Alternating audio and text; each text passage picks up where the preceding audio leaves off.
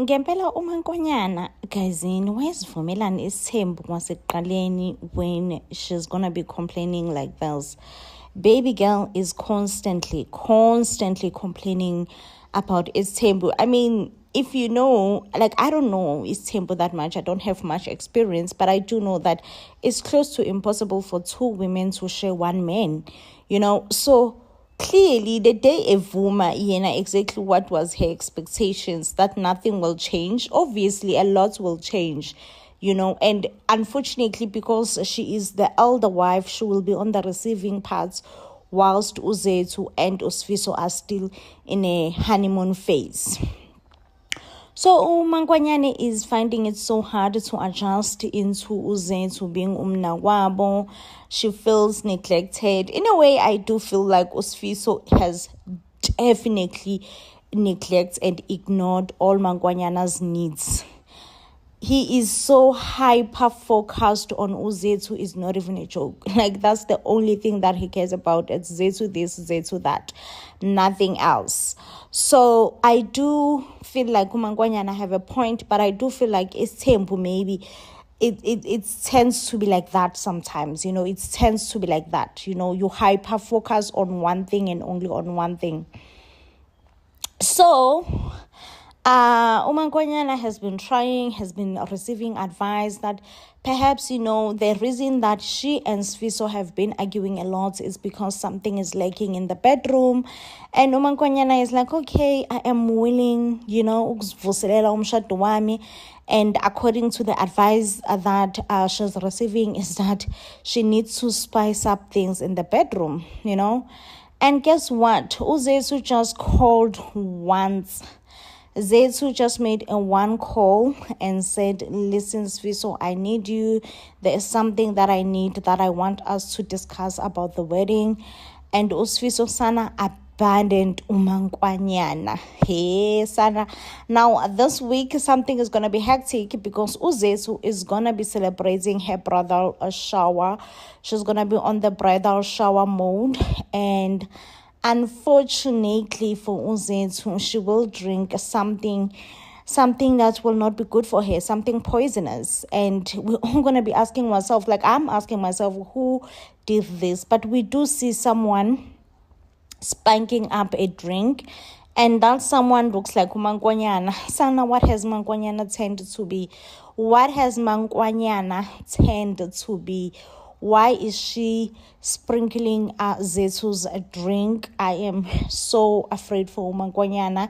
Like, I am so afraid for uMankonyana. We do see a hand here pouring something into someone's drink, and that hand looks like Mankonyana's hand. Like, isithembu will definitely turn you to be something that you're not. And I don't know, like, I'm finding it so difficult to sympathize with uMankonyana. Like, I have to be honest, I'm finding it extremely difficult because at the end of the day, guys, uyena owavuma isithembu. Like, why is vumelani isithembu kwasekuqaleni? You know what I mean? Because isithembu is never a nice, good thing. Never. It's never nice. It's never good for anyone, for that matter. But I do find it's just a bit difficult. Now, also, Ushobane has decided he rather wants to be a resident of Okambeni and come back and work as a doctor in the villages. And I'm also like eyeing Ushobane, because I'm like, Shobane, yeah, your decision is motivated by what? What's motivated your decision, Shobane? Because I highly suspect something did motivate your decision, and that something could be uZethu, who is just about to get married. So I don't know, guys. I don't know if Mashobane will shake things up, but I feel like Zethu is just making bad decisions all in all. Like, baby girl, she's just making bad, horrible decisions. And honestly, my heart can't help it but to ache for her. Sana, Sifiso and Zethu's marriage relationship is having troubles before it's even begin. Now, I must say that judging from Sfiso's reaction and the situation, definitely being a polygamous man, it's not easy at all. Because on the other side, he have Zethu, who is very much independent, who's a medical doctor. And as much as she agreed to marry a Zulu man, she's not willing to abide by all the Zulu customs. On the other side, we have Mangonyana or Sana, a very obedient wife who's willing to do just about anything to satisfy her husband. Okay, so now, first of all, the big clash here was the attire. Zethu is like, Lalela Sana, I ain't gonna wear my Conti attire. It's not happening, not now, not ever. I'm not about that life. Mangonyana feels like she is being disrespected by Zethu, who is refusing to wear Makoti attire, saying, listen, babe, I feel like you're disrespecting me right now, and you're disrespecting me in my house. Honestly, I would say that Usfiso was very, very wrong to invite Zethu to come and live in Mangonyana's house, or rather to let his two wives share a house. Like, where have you ever see that? I have never seen it anyway. Obviously, because you can never expect two women to share just a roof. It's very difficult for them to share to share a house. So Umangonyana was like, you know what, Sfiso, I'm tired of Zethu. Zethu is disrespectful. And I do feel like, in a way, Usfiso was also disrespecting Umangonyana, expecting Umangonyana to be Zethu's maid. You know, Umangonyana must cater for Zethu's needs, cook for Zethu, clean after Zethu. I'm just like, okay, Sfiso, like, for real. So I don't really blame Umangonyana for chasing Zethu. I'm just like, it was the right thing to do, honestly. It was the right thing to do. So now it seems like Zethu will be questioning her life choices, you know, because Zethu is also not ready to have a child, and somehow Umangonyana feels like this is the opportunity to have a second child, because she feels like a child is definitely one thing that's gonna bond him and Usfiso. And I'm just like, why is Mangonyana thinking like this? Like, Mangonyana, why? Why are you having this kind of thoughts? Like, it's crazy for you to think that if there is one thing that's going to bond you with your husband is a child, it's a baby. That's craziness. That is madness. Crazy. Waze wadlala nguMangonyana uSifiso. Waze wadlala nguMangonyana wenkosi, nkosi yami. Like, legit, uMangonyana at this point, she is Zethu's personal slave. Because what do you mean? What do you mean that uMangonyana must serve uZethu? Like, uZethu refuses ukugqoka impahla zokukotiza ngesizulu, saying that no, yena, she's too good to wear a makoti attire because she is a doctor. And obviously this angers uMangonyana, because uMangonyana have been wearing impahla zokukotiza ever since. And honestly, I do not blame her. Like, I do not blame her being angered, you know. Also, considering the fact that Usfiso promised uMangonyana a stofo, but Donolo is stofo sana, Jans Usfiso have money to go and pay lobola, a whole lobola kesana. So now that uMangonyana has moved in with them, obviously this is making uMangonyana uncomfortable now that Zethu has moved in, because like legit Zethu cannot even cook a proper meal.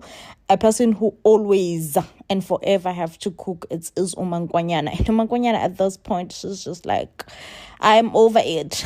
I am over it. I cannot be cooking and be catering for Zethu. Sana, let me say this. Isthembu does look cute from distance. Cuteness from distance, because what Mangonyana is going through, I can't, okay? Now, Zethu came with an HIV case, which I understand that, in their setup, really they need to protect themselves. But I don't understand why Mangonyana acted overly. She just overly reacted, you know. She overly reacted, considering that they are in a very unfamiliar setup. But Kesana Umankonyana gave Usfiso an ultimatum. I want Uzetu out of my house, and I want it to happen sooner. The sooner the better. I want Zetu out. And I'm just like, yeah. I want Umankonyana to choose herself and just leave Usfiso, because what do you even mean? What do you even mean? Hi, welcome to Homecoming Recap. Now, the storyline of Madlomo, definitely not Madlomo, Manglobo.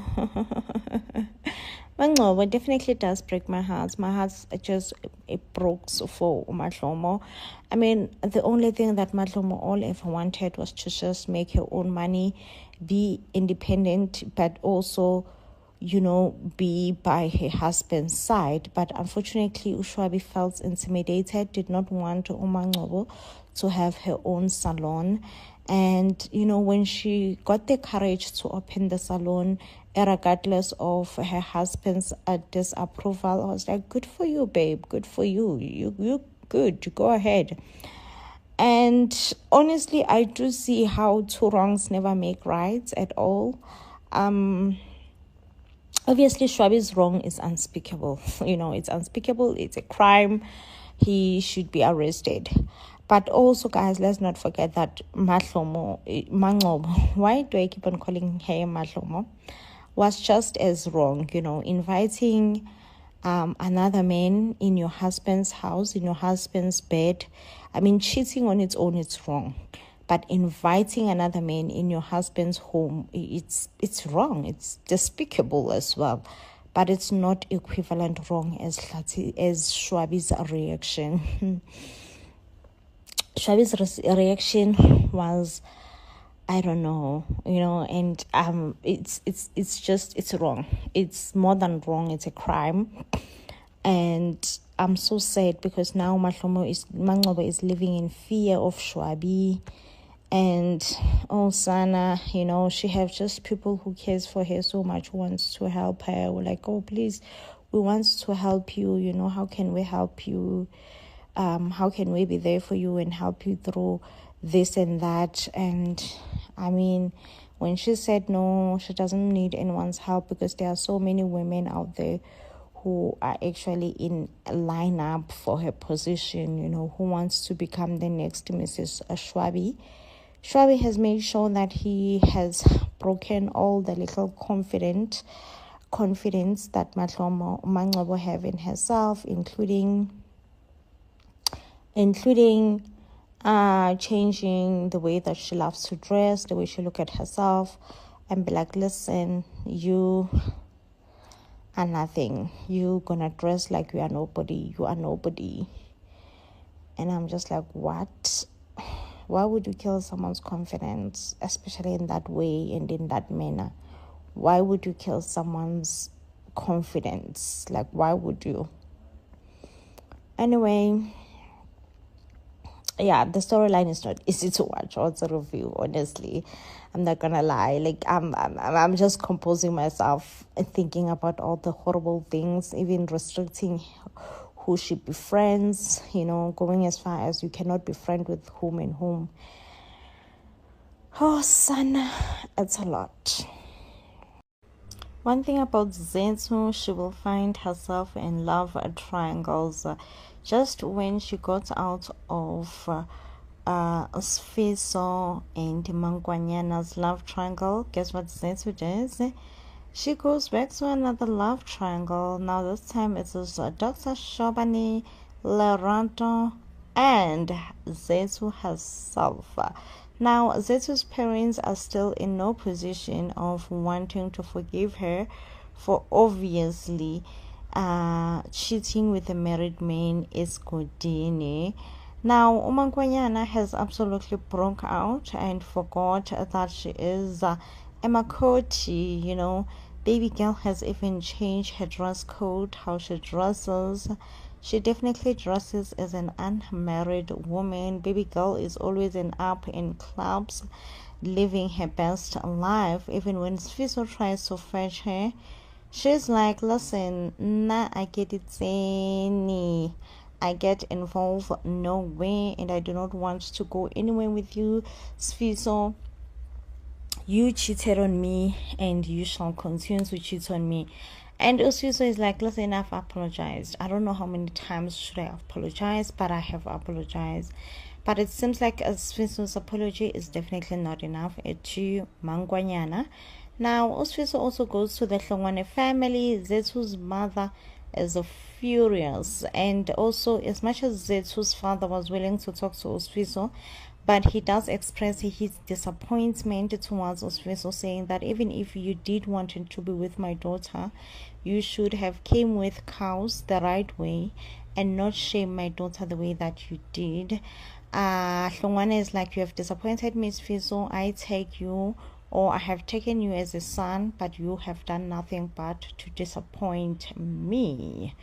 Now we move along to the fact that I honestly hate Homecoming when it comes to storyline. Tell me, where did the storyline of Mangcobo and Garaji end? Okay, it seems like it's just ended in the air, and they started strongly to focus on Zethu. And I think one thing about their storylines, they always do that, you know. Their storylines just always ends in the air. Anyway, Unomfundo and Unomalanga found a wallet that had money, and they used their 1,000. Now it appears that they can also access the card, the money in the card, as they have found the pin. But the sad thing here is that the wallet actually belongs to Metron. Oh, Sana, the fear that I have for Unomfundo and Unomalanga as soon as I found out that this wallet is Metron's wallet. Wherever they come from, and inform them and say, listen, you are now my people. You know, they've really glorified him. You know, he refers to himself as a big king called Moshweshwe. We therefore get to see a young, beautiful woman who goes by the name of Buwang. Buwang seems to be a soldier woman, very powerful woman. However, they say there is something about Zulu charm you can never resist, Kesana. It's irresistible. It's irresistible, and it's called a Zulu charm. If, of course, you've never encountered it, you will never know about it, okay? And if you have, you have. Those who know kind of situation. So I feel like Buwang right here has fallen for something called a Zulu charm, okay? Like I told you, if you know, you know. If you have experienced it, you have experienced it. If not, child, you are definitely missing out on a Zulu charm. Hey. You are definitely missing out on a Zulu charm. So yeah, we have Buwang here, who has fallen in love with Umtunzi or Umtutuzeli. I'm not quite sure about the guy's name. He's new of this season. Yeah, I don't know. Tutuzeli is part of the group that was kidnapped by Hladi, because Hladi in return he wants 50 cows from Bandile. Now, I mean, I don't know, guys. The storyline of season 2 is not giving for me. I am so sorry. The storyline for season 2 is not giving for me, and I'm like, okay, maybe perhaps it's still early days. Maybe it's still early days. Let me give it let me give it, you know. Let me give it time. I'm like, let me give it time. Probably in time, season 2 will grow in me, and I will love it. But yeah, I'm not gonna lie, season 1 nailed it for me. It really did nail it for me. But yeah, guys, please do comment down below and tell us your thought. What do you think about season 2? Are you there? Are you quite there yet? Or are you hopeful that you will perhaps one day get there with season 2? For me, I'm remaining hopeful for now. Like, I'm just super hopeful. But yeah, I'm not quite there yet. You know, I feel like it's a repeat of season 1 in a way. I don't know. I'm not quite there. That's what it is. I'm just gonna say this out loudly. It is what it is. I'm sorry if I'm hurting some people, but I'm very hurt that the original Sihle is replaced with this new Sihle. I love this girl, love her. We've got to see her on Itonga as Umbali. She is now on Outlaws and she is replaced because Usihle of the season 1, we have not seen her, or she did not return for season 2. This is our new Sihle. Let me tell you, Sihle season 1 killed this role of being Sihle. Like, she murdered it, okay? She killed it so much that it was so easy to just fall in love with her. Like, I fell in love with her. I was so much deep within in love with